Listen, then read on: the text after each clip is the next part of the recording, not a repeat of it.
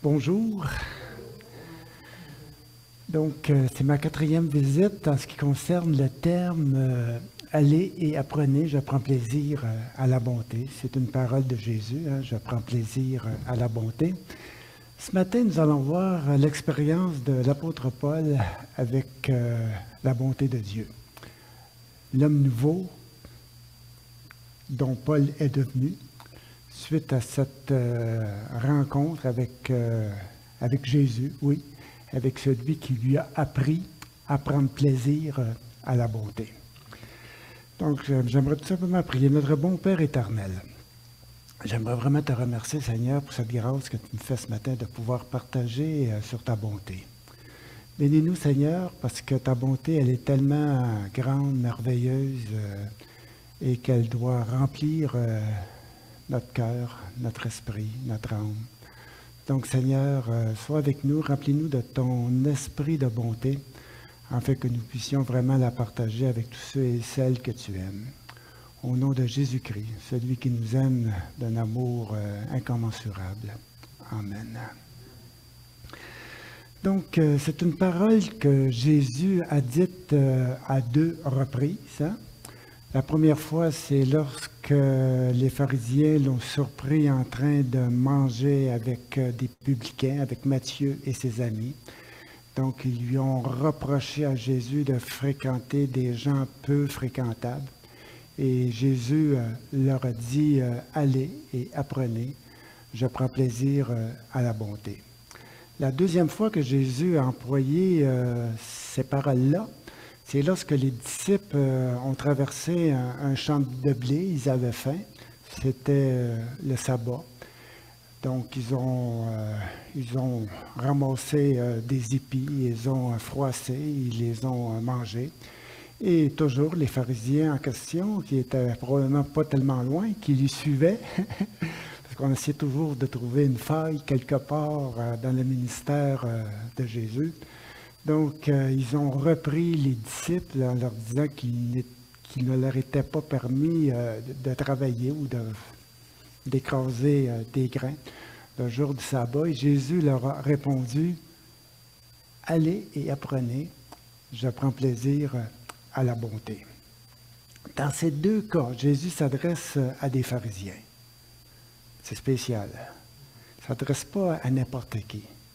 Il s'adresse à des disciples de Moïse, à des spécialistes de la parole de Dieu, qui portaient des accusations, des jugements au manque religieuse du temps de Jésus-Christ. Jésus leur dit, allez refaire vos lectures. Allez relire votre Bible. Ce sont des pharisiens, ce sont des hommes du livre, ce sont des hommes de la loi. Donc, Jésus leur dit, allez refaire vos lectures de la Bible, allez refaire vos devoirs. En réalité, Jésus n'avait pas la même lecture qu'eux en ce qui concerne les Écritures. Les pharisiens avaient une lecture très, très, très légaliste et punitive de Dieu à travers les Écritures. Donc, ce qu'ils ressortaient chez eux en lisant la Bible, en lisant l'Ancien Testament. Donc, ce qu'ils retenaient, c'était vraiment les règles à suivre et les punitions ou les récompenses qui accompagnaient soit l'obéissance ou la désobéissance à ces règles-là. Jésus a complètement une autre lecture des Écritures. Pourtant, c'est la même Bible. Mais Jésus a une autre lecture. Jésus a plutôt une lecture bienveillante de Dieu. À travers toute l'histoire d'Israël, Dieu voit la bonté de Dieu. Dieu voit comment que Dieu a été bon envers son peuple, même si eux étaient infidèles. Quand Jésus dit, ou lorsque Pierre demande à Jésus, combien de fois devrais-je pardonner à mon frère, et que Jésus lui dit 7 fois, 70 fois, en réalité, Dieu a pardonné 7 fois, 70 fois, oui, à son peuple. Et c'était ça que Jésus retenait des Écritures. C'était cette bonté, cette bienveillance de Dieu pour les êtres humains, pour les hommes, qu'importe leur manquement, qu'importe leur faute. Dieu était là pour pardonner réparer, reconstruire, rebâtir. Et ça, c'était la lecture que Jésus faisait des Écritures, contrairement aux pharisiens qui, eux, en faisaient une autre lecture. Vous savez, on a toutes sortes de façons de lire la Bible. Hein? Ça dépend, je ne sais pas, il y a quelque chose dans notre tête quelque part, on n'a peut-être pas les mêmes lunettes, je ne sais pas trop.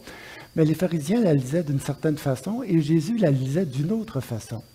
Et c'est là que Jésus leur dit, allez relire vos Bibles, allez relire votre Bible. Et voyez, regardez que Dieu prend plaisir à la bonté. S'il y a quelque chose qui ressort de l'Ancien Testament, ce n'est pas la loi. La loi, elle est présente, elle est là. Mais ce qu'il ressort, c'est la bonté de Dieu. C'est la bonté de Dieu à travers son peuple. Et c'est ça que Jésus veut mettre de l'avant en leur disant, allez et apprenez, je prends plaisir à la bonté. Une des dernières fois que je suis venu, on a vu l'histoire de Jonas, comment que Dieu a été bon envers les Lévites. Donc Dieu leur a pardonné et Dieu a été vraiment bon envers eux. La deuxième fois, lorsque je suis venu l'autre dimanche avant, on a vu le message d'Osée en ce qui concerne la bonté de Dieu pour son peuple. Osée a présenté Dieu comme étant un mari aimant son épouse infidèle.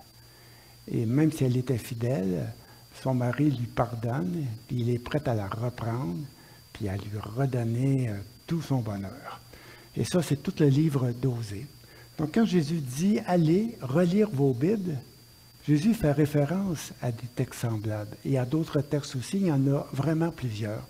Ce qu'on retient, nous, lorsqu'on lit l'Ancien Testament, ce que moi, du moins, j'ai retenu pendant longtemps, c'est que Dieu punit, juge. Dieu est sévère.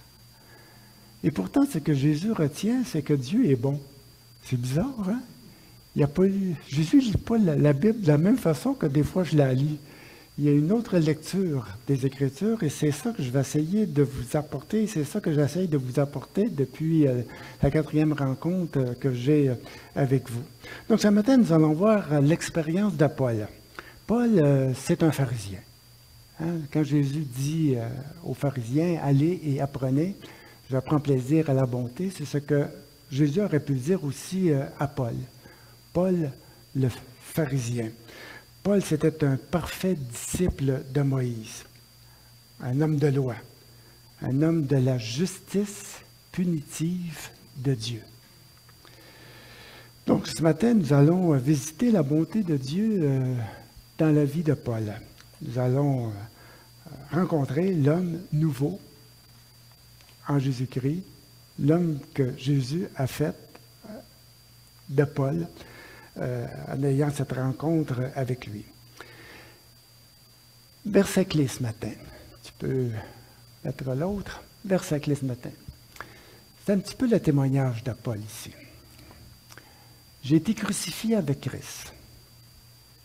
Et si je vis, ce n'est plus moi qui vis en moi, c'est le Christ qui vit en moi. Donc Paul parle de sa propre expérience à lui. Il emploie le « je ». Il n'emploie pas le « vous ». Il parle de lui-même. Il parle de sa propre expérience à lui. Il dit « Moi, Paul, j'ai été crucifié avec Christ. Et si moi, je vis, ce n'est plus moi, le vieux pharisien, qui vit, mais c'est le Christ qui vit en moi. » Donc, ces mots, en réalité, sont l'expression de sa propre expérience à lui. Pour comprendre un petit peu les propos de Paul, il nous faut aussi connaître qui est Paul. Il nous faut connaître sa vie, son vécu, son histoire, pour pouvoir vraiment saisir son message, pour pouvoir vraiment saisir le contenu de ses lettres. Parce qu'en réalité, ces lettres, c'est son expérience. C'est son expérience qui met avec des mots et qui redonne à son auditoire. Mais c'est à partir de lui. Paul a fait l'expérience de la bonté de Dieu Et ce que Paul espère, c'est que ses auditeurs fassent aussi la même expérience de cette bonté que Paul a eue. Donc, à travers toutes ses lettres, vous allez le voir tantôt, Paul partage cette bonté que Dieu a eue envers lui. Paul a appris quelque chose. Il a appris, comme je l'ai dit tantôt, il a appris que Jésus, que Dieu prend plaisir à la bonté. Ça a été sa découverte, là, en tant que pharisien. Ça a été sa découverte à lui. Donc, c'est ce que nous allons voir ce matin ensemble. On va faire un petit survol de l'histoire de l'apôtre Paul. Nous savons que Paul était d'origine juive, n'est-ce pas? Dans sa lettre aux Philippiens, au chapitre 3, il dira qu'il est hébreu, né d'hébreu, de la tribu de Benjamin. Benjamin, c'est un des 12 fils de Jacob, c'est le plus jeune, c'est le cadet, c'est Benjamin. Donc, Paul dit qu'il est vraiment de descendance juive, de descendance hébreu, de pure race hébreu, hébreu né d'hébreu. Très, très, très, très, très important pour les Juifs, parce qu'il y a eu des mélanges en cours de route. Et il y a les vrais, puis il y a les demi-juifs. Donc, Paul, lui, se classe parmi vraiment les vrais de vrais, là, les purs, là, comme on pourrait dire, les purs sangs. Là, hein. Il est fier, il est très, très, très fier. C'est vraiment sa descendance à lui. Donc, ensuite, il dit qu'il a été circoncis le 8e jour par ses parents, selon le rite religieux des Hébreux. Donc, il a reçu le sceau, le label, la signature des fils d'Abraham. La marque physique de son appartenance au peuple de Dieu. Et il en est fier. Il le porte fièrement en lui. Il leur dira, en ce qui concerne la loi de Moïse, les traditions des anciens, qu'il était membre du parti des pharisiens, le parti le plus conservateur, le plus étroit dans le judaïsme. Pharisien, en réalité, veut dire ceux qui sont séparés, séparés des pécheurs, séparés du monde, les purs, les vrais. Donc, c'était vraiment, les pharisiens, c'était vraiment un mouvement important dans le judaïsme. Il y avait d'autres mouvements aussi, mais celui-là, il était vraiment, vraiment très, très, très conservateur en ce qui concerne la loi de Moïse et la tradition des anciens. Et Paul en faisait partie. Et il en était fier de faire partie de ce mouvement traditionnaliste, conservateur, avec les vraies choses, avec la vraie loi, avec la parole de Dieu. Il en était vraiment très fier. Il ira jusqu'à dire que face aux exigences de la loi, il était sans reproche. Paul n'était pas un gars immoral. Il n'était pas un voleur, c'était pas un bandit. C'était un gars propre, c'était un gars clean. C'était un gars, comme quelqu'un m'a déjà dit, j'aurais vraiment aimé ça l'avoir comme voisin, tu sais. Un gars correct, là, un gars à sa place, un gars, tu sais, un gars qui ne te fera pas un coup penchant quelque part à un certain moment donné, un bon gars, là, un vrai, tu sais. Donc Paul, c'est ça qu'il dit, il dit qu'il était sans reproche. Il dira même dans sa lettre aux Galates que dans sa pratique du judaïsme, il allait même plus loin que la plupart de ses frères. Il allait même plus loin, il dit ça comme ça, il allait plus loin que la plupart des Juifs de sa génération. Et qu'il était bien plus zélé qu'eux pour la tradition qu'il avait reçue de ses ancêtres. Un super zélé, là, un fanatique, là, hein? Un gars qui veut, un gars qui est consacré, un gars qui a donné sa vie à Dieu, un gars qui a donné sa vie pour la loi de Moïse. Moïse, c'est son chef, c'est son idole, c'est tout pour lui. Comme dans la parabole de la prière du pharisien et du publicain au temple, vous la connaissez, cette petite histoire, hein? Le publicain qui prie et le pharisien qui prie. L'apôtre Paul, en tant que pharisien, tous les matins, il faisait sa prière, la belle prière des pharisiens. Je te loue, Seigneur. Commence bien, hein? Je te loue, Seigneur, de ce que je ne suis pas un homme comme les autres. Un homme fier, hein? Très, très, très fier de lui, de sa pratique religieuse, de sa fidélité. Un bon gars. Hein? Très, très fier. Il dit, je te loue, Seigneur, que je ne suis pas comme ce pauvre publicain, malhonnête, infidèle à ta loi. Je jeûne 2 fois la semaine. Je donne la dîme de tous mes revenus. Puis il aurait pu continuer, faire toute la liste au complet de toute sa fidélité à la parole de Dieu. Il pouvait chanter avec ferveur le psaume 119. J'aime ta loi. Elle est tous les jours l'objet de ma méditation. C'était son plaisir, son grand plaisir. Paul était fier de son identité juive, de sa foi, de sa pratique religieuse. Il dira dans sa lettre aux Philippiens que c'était pour lui un gain, une gratification, une distinction devant Dieu. Il dira plus tard que même avec tous ces avantages qu'il pouvait avoir, qu'il en est venu à les regarder comme étant une perte d'aucune utilité. Mais ça, il dira ça après son expérience, après avoir vraiment... Donc, tout ce qu'il était, il dit, j'ai mis ça de côté, il faut le faire, là. C'est pas une petite affaire. Il réussit à tout mettre ça de côté, il dit, pour la connaissance de Jésus-Christ, mon Sauveur.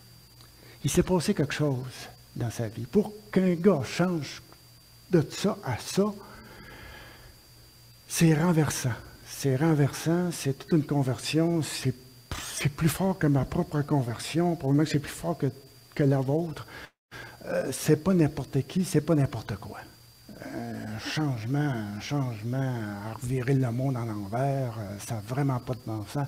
Personne n'aurait pensé que Paul, un jour, aurait mis tout ce qu'il avait reçu de ses pères de côté pour prendre celui qu'on avait persécuté, le Christ, mort à la croix. Personne n'aurait pensé que Paul aurait fait le changement là, entre Moïse et Jésus. Personne n'aurait pu s'imaginer ça.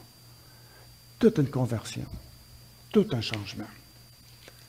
Il dira dans son témoignage devant le roi Agrippa, dans le livre des Actes, pour sa défense, suite à l'accusation des autorités juives de Jérusalem. Il dira pour sa défense, pour démontrer qu'après tout, il était vraiment un bon juif, parce que les autorités juives disent qu'il n'est pas un bon juif.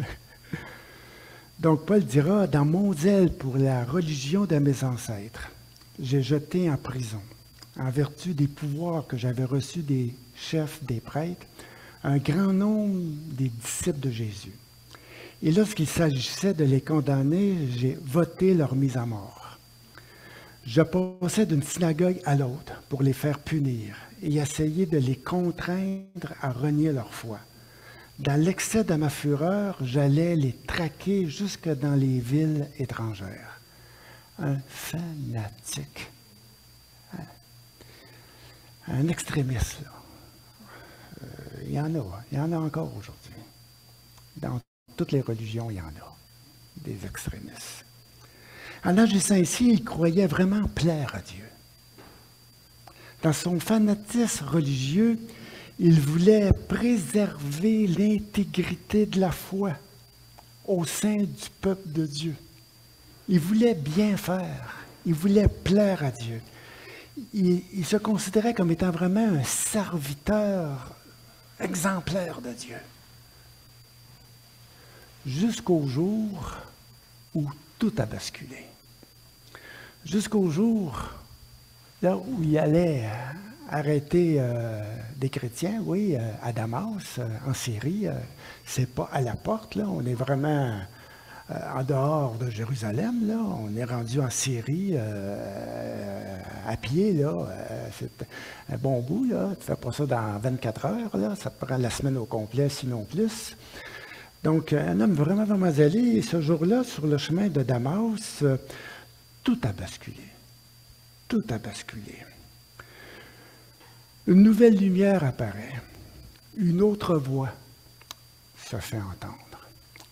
Pas la voix de Moïse, mais la voix de celui qui persécute. La voix de Jésus. Cette voix lui dit « Pourquoi? Pourquoi Saul? » Parce qu'en réalité, son vrai nom, c'est Saul. Paul, c'est son nom grec. Nous, on l'appelle Paul parce qu'on l'a connu de ce nom-là, mais les Juifs le connaissaient comme étant Saul, Saul de Tarse. Saul. Donc, Jésus lui dit, pourquoi? Pourquoi? Quelle est la raison? Pourquoi me persécutes-tu? Il est sans réponse. Il ne sait plus quoi dire. Il ne sait plus quoi faire. Il tombe par terre. Il s'écroule. Il est complètement débousselé. Il faut un petit peu se remettre dans sa peau, tout ce qu'il était. Et cette journée-là, cette heure-là, cet instant-là, il y a une voix qui se fait entendre. Et c'est la voix de celui qui persécute. Il est renversé. C'est le blackout. Le blackout total. Ce qu'il croyait voir, il ne le voit plus. C'est-à-dire, ce qu'il croyait voir en Moïse, c'est plutôt Jésus qu'il voit. Ce qu'il avait entendu durant toute sa vie dans le judaïsme, il ne l'entend plus. C'est la voix de Jésus qu'il entend. Ce qu'il croyait être la vérité disparaît à ses yeux. Et c'est la vérité du Christ qui s'installe. C'est le blackout. 3 jours d'incompréhension. Il en perd même la vue. 3 jours d'incompréhension, de remise en question, de réflexion profonde, d'introspection sur sa vie, sur sa croyance, sur sa mission, sur son œuvre, sur son service. Une remise en question, là, totale. C'est plus Moïse, c'est Jésus qui lui parle. Je ne sais pas, moi je me mets un petit peu à sa place, là. Je suis renversé pour lui. Il l'était. Et c'est le jour de son baptême, à Damas. Vous savez, Damas, en Syrie, c'est une des premières églises. On n'entend pas beaucoup parler de cette église-là. J'ai un ami syrien qui est né en Syrie, près de Damas, ainsi de suite. Puis, il était enseignant, pasteur d'école. Aujourd'hui, il travaille beaucoup pour faire un dialogue entre les musulmans et les chrétiens, étant lui-même né dans un milieu très, très musulman, donc il les connaît, il les comprend. Et quand il était venu prêcher à Sainte-Thérèse une fois, il nous avait parlé de Damas, de cette église, d'une de ses premières églises, à Damas, où Paul allait arrêter des chrétiens. Juste pour vous dire que l'Évangile à l'époque était quand même rendu assez loin, en Syrie, à Damas. Donc c'est le jour de son baptême à Damas, oui, le jour de son entrée dans la communauté des croyants, que ses yeux se sont ouverts, remplis de l'Esprit Saint. Une nouvelle réalité, une nouvelle image de Dieu, une nouvelle vision du monde, un homme nouveau vient de naître en lui. Il va apprendre, à partir de ce moment, il va apprendre ce que signifient les paroles de Jésus, « Je prends plaisir à la bonté ».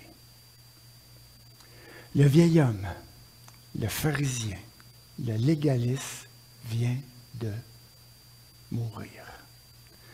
Il dira, « J'ai été crucifié ce jour-là avec Christ. Ce jour-là, je suis mort. Je suis mort. Et si je vis, ce n'est plus moi qui vis.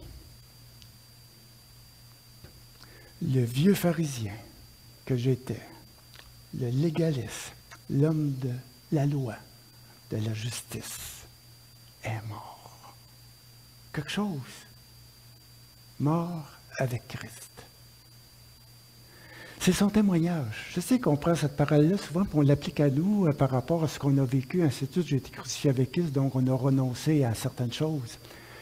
Mais quand on remet ces paroles-là dans la bouche de celui qui les dit, ça prend tout son sens. Je suis mort. J'ai été crucifié avec Christ ce jour-là. Et si je vis maintenant,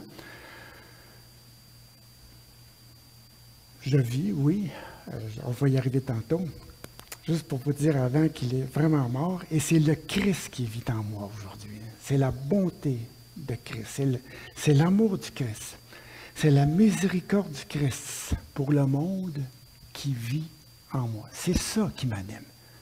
C'est plus la loi, c'est l'amour des êtres humains, qu'importe ce qu'ils sont, qu'importe d'où ils viennent, lui qui avait fait une séparation entre le monde et lui, et rentre dans ce monde pécheur, comme le Christ l'a fait, pour aller leur parler de la bonté de Dieu. Ce qu'il refusait complètement de faire. Il était un petit peu comme le Jonas, qui ne voulait pas aller à Ninive. Paul ne voulait pas aller dans le monde. Dieu n'était pas fait pour le monde, Dieu était fait pour les Juifs. L'amour de Dieu, c'est un amour restreint à son peuple. Il y avait des bornes, il y avait des murs. Le monde, Dieu l'avait déjà jugé, ce monde idolâtre, ce monde infidèle, ce monde loin vraiment de la justice de Dieu. La colère de Dieu était sur le monde. Et la grâce de Dieu, la bénédiction de Dieu était sur les Juifs fidèles. Donc, Paul dit que ce vieil homme-là, bien, il est mort. Et que maintenant, c'est la bonté, son amour, sa miséricorde pour le monde qui vit en lui. Il dira, tu peux aller à la suite.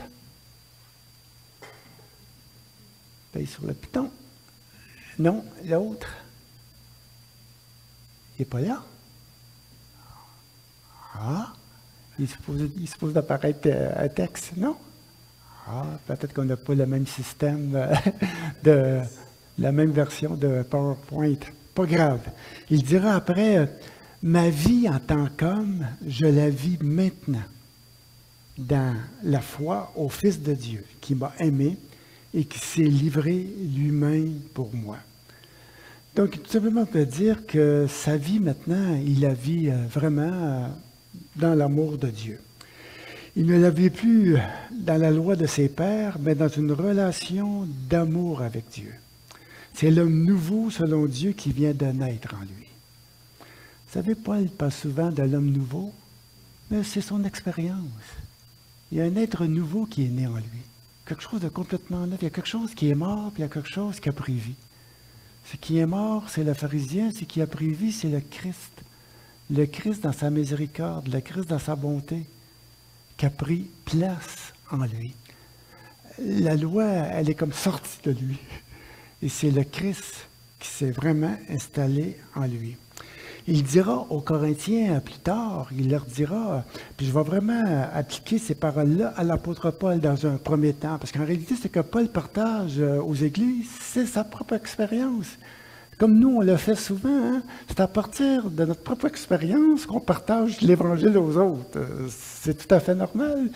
C'est notre point de référence. Et Paul a son point de référence à lui. Il dira aux Corinthiens, « Celui qui est dans le Christ Jésus est une nouvelle créature. Les choses anciennes sont passées, toutes choses sont devenues nouvelles. » Remettons ces paroles-là dans la vie de Paul. Ça prend tout son sens.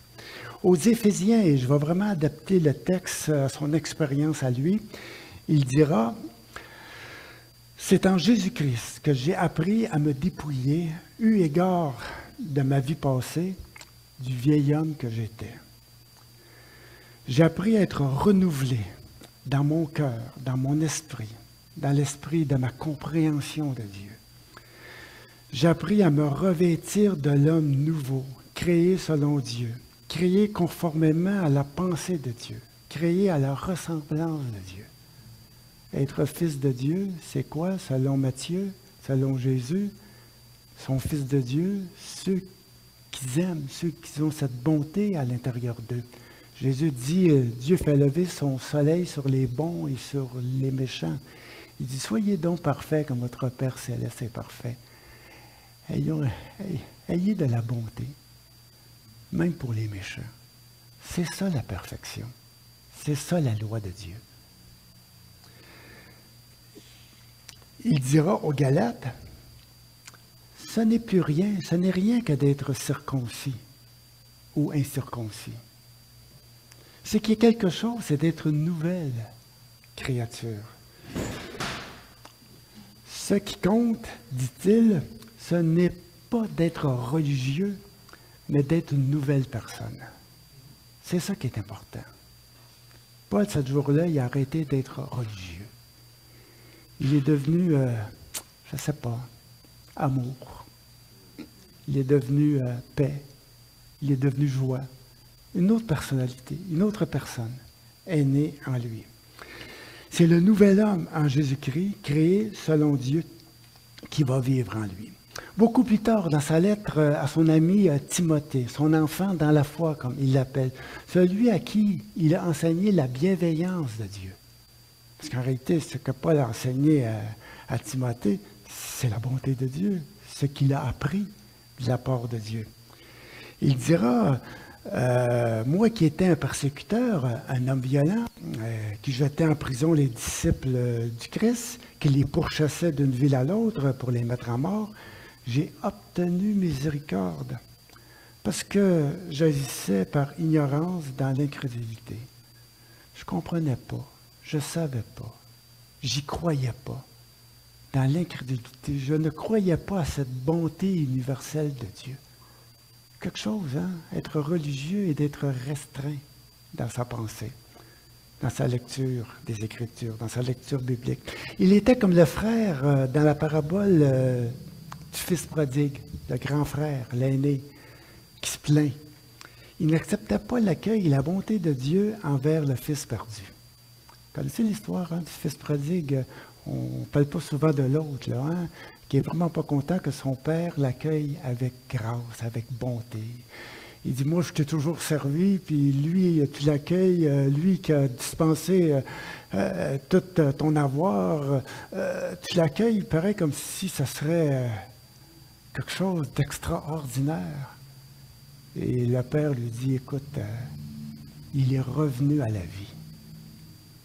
Et donc, Paul avait beaucoup de difficultés, comme le fils aîné, à avoir l'accueil, la bonté, l'amour de Dieu pour les êtres humains, pour les pécheurs. Beaucoup de difficultés à reconnaître ça. Il aurait été parmi ceux qui auraient condamné Matthieu et ses amis, comme les autres pharisiens. C'était très, très difficile pour lui. Régler sur la loi, régler sur la parole de cette loi mosaïque.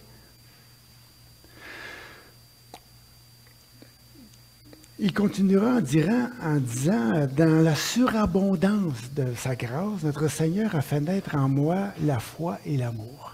J'aime ça. Le Seigneur a fait naître en moi ce qui n'existait pas chez moi. Il a fait naître en moi cette confiance dans cette bonté de Dieu, ce que je n'avais pas. Que l'on trouve, dit-il, dans l'union avec Jésus-Christ. Ah, c'est bon, tu l'as mis. Que l'on trouve dans l'union avec Jésus-Christ, qu'on retrouve dans une relation avec Jésus-Christ. Il continue en disant, tu sais, mon Timothée, voici une parole certaine et digne d'être reçue par tous. Voilà ce que je veux que tu prêches. Jésus-Christ est venu dans le monde pour sauver les pécheurs. Pas pour les condamner, pour les sauver. Donc je suis le pire d'entre eux. Pourquoi dit-il qu'il est le pire? À cause qu'il a méprisé la bonté de Dieu. Il a méprisé durant une grande partie de sa vie. Il l'a complètement rejeté. C'est un blasphème vis-à-vis de la personne de Dieu. Il dit, ce que j'ai fait, il dit, c'est tellement grave que Dieu aurait dû me punir, que Dieu aurait dû exercer un jugement. Je m'en suis pris à sa bonté. C'est grave. Il dit à Timothée, il dit, j'ai obtenu miséricorde, afin que Jésus-Christ fît voir en moi le pire d'entre eux, toute l'immensité de sa bonté, pour que je servisse d'exemple type à ceux qui, dans l'avenir, croiraient en lui. Il termine son témoignage par une doxologie, par une louange au roi éternel, immortel, invisible et seul Dieu, soit honneur et gloire à travers tous les âges. Amen. Quelle expérience, quelle générosité de la part de Dieu. Il en est renversé. Toute sa louange maintenant se porte vers ce Dieu gracieux, ce Dieu de bonté. Tout est élevé vers ce Dieu-là. On se souvient, sa prière avant, c'était quoi? C'était « Je te loue, Seigneur, de ce que je ne suis pas un homme comme les autres. » Maintenant, il réalise qu'il est pire que les autres et que Dieu a vraiment été gracieux et très, très, très gracieux envers lui. L'apôtre Paul, je vais terminer avec ça, l'apôtre Paul dira à toute l'Église, de tous les lieux, de tous les temps. Tu peux passer à l'autre diapositive, dans Éphésiens, il dira Dieu. Quelque chose, il faut remettre ce texte-là dans l'expérience de Paul. Dieu qui est riche en miséricorde. Et regardez les superlatifs, je vais y revenir tantôt. Dieu qui est grand en miséricorde, qui est riche en miséricorde, à cause du grand amour dont il nous a aimés.